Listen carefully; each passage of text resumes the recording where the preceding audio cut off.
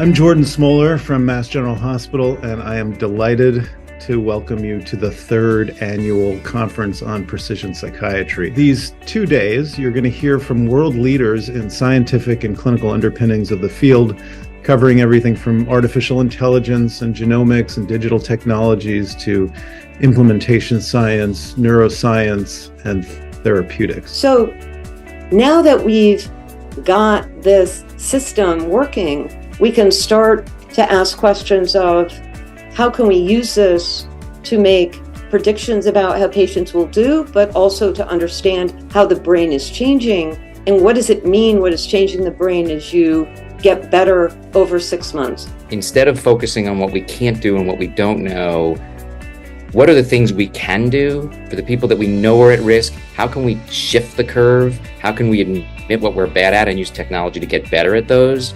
I will say Helen's talk was just amazing, particularly around what I view as this interesting precision part around what's happening by using external biomarkers.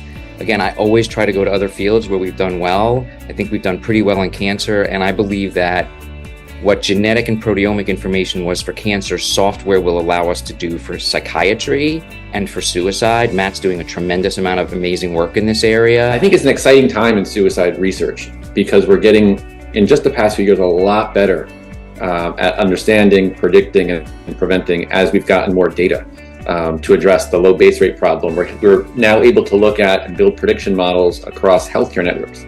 I think one of the things that's really difficult sometimes is we have a new tool and we know it can hit every nail if we really wanted it to. It's extremely flexible, right?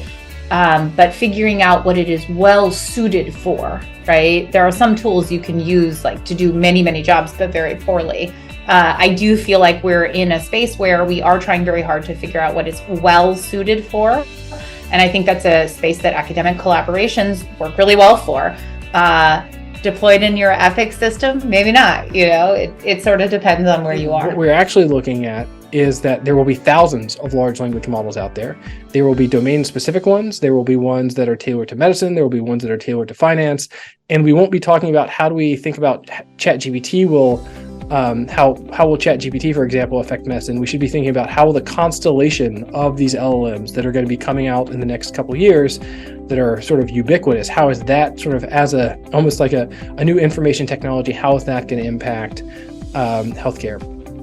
So I think we're making progress. The numbers, that went from 1 in 5 to 2 in 5 during the pandemic, self-reporting anxiety, depression, PTSD symptoms, that's all new. Those numbers have not really come down to baseline. This is more like a sock you stretch out as opposed to a rubber band that comes right back.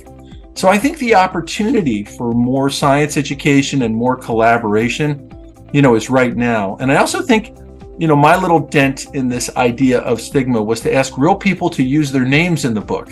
And again, the publishers were like, oh my God, that's ridiculous. I'm like, I don't think the world has changed. People want to turn pain into purpose.